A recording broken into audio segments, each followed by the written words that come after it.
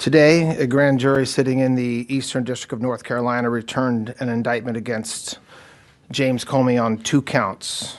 The first count is that on or about May 15th of last year, he knowingly and willfully making a threat to take the life of and to inflict bodily harm upon the President of the United States. Count 2, same day, May 15th, 2025, that the defendant, James Comey, knowingly and willfully transmitting in interstate commerce a communication that contained a threat to kill the President of the United States. Both of these counts carry a maximum term of imprisonment of 10 years. So I think it's fair to say that threatening the life of anybody is dangerous. So there you have the acting attorney general saying that this indictment, this charge against James Comey, carries a 10-year prison sentence potentially. What's next? And then last night we saw more coming from the Department of Justice. They seem to have put their efforts in overdrive. Let's get to our favorite Senator Eric Schmitt back on with us, a senator from Missouri. Senator, thank you so much for the time. I know you're a busy guy, and we're grateful that you got a little time for us here on the Annie Frey Show. Great to be with you. So talk to me about your reaction to the Comey indictment from yesterday. I don't know how much information you had on that. It kind of surprised us. Is this an effective use of the Department of Justice's time? Does James Comey deserve to answer for that Instagram post? Well, I suppose I'm kind of more interested in the other indictments I think that will come. I think that this conspiracy, you got to remember, James Comey lied to Congress about leaking classified information to the press. James Comey is a bad actor. He was also part of the effort to get a FISA warrant to spy on President Trump when he was a candidate in 2016, then was part of the effort to launder that phony intelligence, even though they knew it wasn't true, to try to sideline his presidency. And then, leading to the first impeachment of President Trump, which has now been, Tulsi Gabbard released some new information. So this guy's a bad actor, and he was the director of the FBI. And so my hope is, quite frankly, that on this, whether it's Comey, Clapper, Brennan, this effort that began in 2016 leads to indictments. There has to be these people have to be held to account for this. You can't spy on a candidate, try to sideline a presidency with fake information that was made up, and then try to, derail the will of the American people. That's exactly what was happening, and Comey was right in the center of all of it. And the story is, the context of what you're talking about, Senator Schmitt, is so big, because what you're articulating here is something that happened at the very beginning of Donald Trump's political career. And knowing that Donald Trump has been under duress from a swamp that has existed to keep him out or keep him away from being able to enforce the power that the United States voters bestowed upon him. And then to get all the way to where James Comey, he's in the radio business, on the beach is not a good place to be. That's when you are looking for your next job. You've got James Comey on the beach, and 8647 comes up. And it's not an innocent message that somebody as powerful as James Comey is delivering. Third attempt on President Trump's life this weekend. It's all connected. Yeah, and it didn't stop there. They tried to prevent him in 2020 with the FBI hiding the Hunter Biden laptop. And then, of course, when President Trump was out of office, the raid on his home, the coordinated attempt to try to throw him in jail for the rest of his life. This is third world country stuff. And yes, and then this weekend now, a third attempt on his life. And the rhetoric that's being used by the left here is just, it's Nazi, it's Gestapo, it's stormtroopers, it's existential threat to democracy. I just had to, we were voting on something, I had to listen to Chuck Schumer give his remarks just like 10 minutes ago. It makes you want to throw up listening to this guy, but he still uses this extremist language. And look, they're obsessed with Trump. It's Trump Derangement Syndrome. It's metastasized. It's become part of their DNA now. They can't shake it. It drives everything they do, everything they don't do. And they have a real political violence problem on the left now. And I'm not playing this both sides game. I'm just not, because that's not where it's come. It's not a both sides issue right now. First of all, I condemn all political violence, but when you have 25% of people who describe themselves as very liberal, think of the people watching MSNBC, believe that political violence is justified, okay? or over 50% of those on the left who believe that it is at least somewhat justifiable to murder President Trump. They have a problem. Now, on the very conservative side, it's 3%. That's 3% too many. But it's not the same thing. And not just in poll numbers, but in actions, whether it's Luigi, this leftist guy who assassinated a UnitedHealthcare CEO, or the Charlie Kirk assassination that happened in broad daylight. This is not like ancient history. This is all within like the last year. Yeah. And of course, President Trump and Butler at the golf course, now in Washington, they don't know how to pump the brakes. They don't want to pump the brakes, and they should, because it's a dangerous, dangerous time. Yeah. And I'm very keyed into listening to all the people who speak on behalf of the Democrat Party. They're trying to influence the Democrat Party. They're trying to influence voters to consider Democrat policies, although it's usually not about policy. In the reaction to this weekend, what I'm hearing the leftists say in public with frequency is one of two things.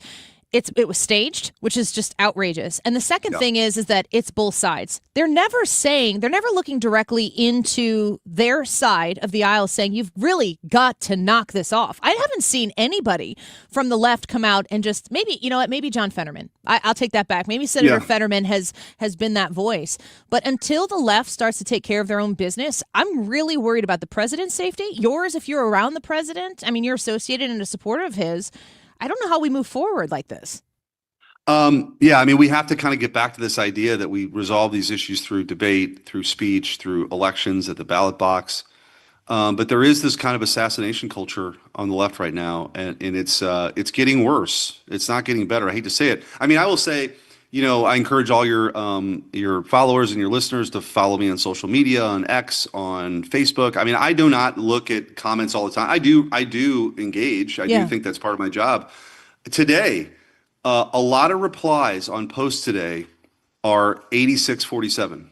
I don't know who these people are, but they go on the Facebook page and they know exactly what that means. Yeah. They know exactly what it means. I think Joe Biden was one of the worst presidents in the history of our country. Never in 1,000 years would I advocate for anything bad happening to him. You know what I mean? Like, I don't know where this is coming from, but it's growing. It's kind of, honestly, in the 60s, there was this sort of weather underground, these leftists that firebombed and created a lot of violence. They were never really adequately punished, Annie. They ended up in professorships at so-called prestigious universities, a lot of these radicals. And now we're in the second, third generation of all this, where a lot of this rhetoric, a lot of this thinking has become part of sort of the mainstream on the other side of the aisle. Now, look, do all Democrats feel that way? Of course not. I have Democrat friends, believe it or not, who don't believe that. But there's something happening. Yeah.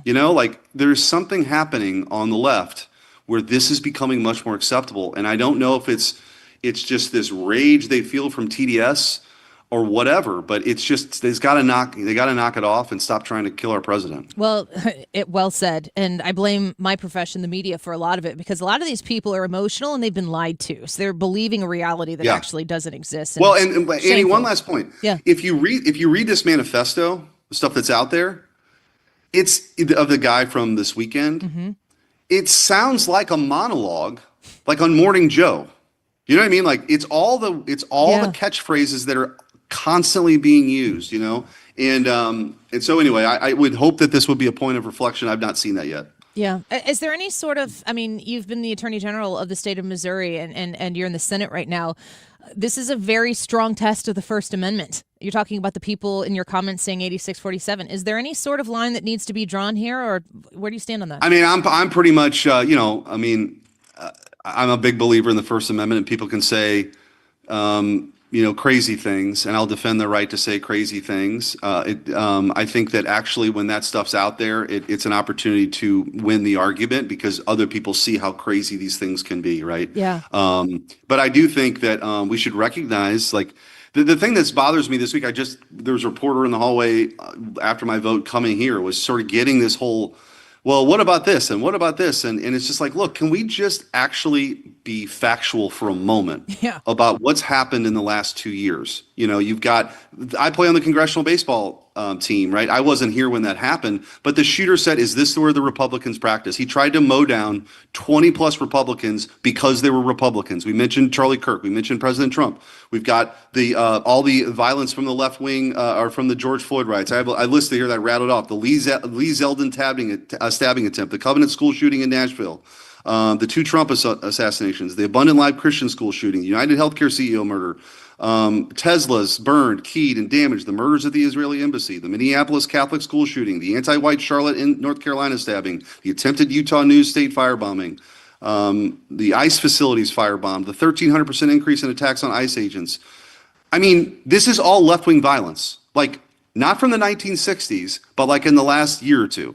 So it's an issue, and I think we just have to be bold and call it out. Yes, 100%. And unless we talk about it honestly, we're just going to pretend like it's not happening, and it is. Well, you need to keep calling it out. I've seen you doing that here in the last few days, and I appreciate that. I do encourage people to follow you on your social media accounts. I want to shift to the Supreme Court ruling today because in conjunction with what you're saying right now, this ruling from the Supreme Court, there's a part of me that goes, this is going to piss the left off even more. And they tend to, the very fringe part of them tend to resort to violence if they can't handle whatever the truth of the news is of the day. The Fox News reporters, the Supreme Court on Wednesday limited the scope of a Voting Rights Act provision that restricts how states draw districts affecting minority voters, constraining states' use of race as a factor when drawing congressional maps ahead of the 2026 midterms. I mean, those midterms are right around the corner. This is an incredibly consequential ruling by the Supreme Court. It is. And what the Supreme Court said was basically you can't create a congressional district for the purpose of racial gerrymandering, right? You can't just that would be illegal. Your response to what you perceive as discrimination is to discriminate. You can't, that's illegal in this country. And so finally, as the Voting Rights Act, as it's been applied to a lot of these congressional districts, are likely to get thrown out because they're overtly racist. And it's a big ruling, and it's going to shake things up, particularly in certain regions, particularly in the South. There could be a 12-vote switch eventually. I don't know that it'll all happen in 26. It could be in 28 and beyond, or after the next census. But what it does, and I posted about this just about an hour ago on X, it does reveal the kind of astroturfing that the left has had to prop up some political power they've gained over the last, however many decades, when you have these kind of phony maps that are racist, that they were able to kind of prop up votes on. Illegal immigrants who are counted in the census. They're not supposed to vote. They are voting, but they're not supposed to vote. But they're counted in the census. So how many congressional seats does a state like California get from that? Yeah. Or New York? And then, of course, laundering money through Act Blue, where there's investigations ongoing right now about foreign money basically being laundered through Act Blue to political candidates. So if you actually took care of those 3 things, you didn't have illegal immigrants counted in the census, you didn't have these gerrymandered for racial reason districts, and you cut the fraud through Act Blue, I mean, who knows what the numbers would be for Republicans? And so I do think the good news here is there's some structural things that are happening that bode well for a free and fair election process for our republic. And let the chips fall where they may. Yeah. We may lose seats. I don't know. We may win seats. I don't know. But this idea that you're propping it up through these means now that have been deemed illegal by the Supreme Court, those days are over. I mean, to wrap this all up, Senator Eric Schmitt speaking with us right now, even going back to the James Comey conversation that we started this with, you used the word astroturf. I'm trying to look at the Democrat Party, the political machine that is the Democrat Party, and the bureaucracy in the swamp. What about that? What about it is real? And this is a specific question I want you to answer because I know you know President Trump very well. The people on the left who hate him, they don't know him. They don't understand him. They've been lied to. They've been deceived. Some have openly bought into it. Some of them don't know how deceptive it's been. Tell me about the man, Donald Trump. If people were to meet him for the first time today, what would you want them to know about President Trump? Yeah, like you said, I've gotten to know him and get to play golf with him and was a Super Bowl party and see him in just different situations in the Oval Office. I've traveled with him, right? First of all, there is a real authenticity to the guy. He loves America. He loves America. You know what I mean? And so that is his North Star on this. He's also very generous. He's a consummate sort of host. And by the way, I've seen people that aren't even politically aligned with him. They go into the Oval Office. He'll show them around. He'll talk about things. I mean, I think he was on Oprah's last show. Yeah. Okay, Oprah Winfrey had Donald Trump on her last show. Yeah. And so he has the ability. You see him interact with athletes. You see him interact with just different people. He can go to that McDonald's. He's wearing a suit and he's this billionaire from New York, but he connects with real people because they really believe, we talked about all the things he's gone through, that he is willing to fight for them. And you can't fake that. You can't, people can spot a phony, especially in politics, and you can't fake it. And so he's just a real guy, on the golf course. Very little. I mean, there'll be some stuff, that we'll talk about that's political, but it's just, your kids and your golf game and, putting stroke. I'll just stuff That's what like people talk about. Yeah.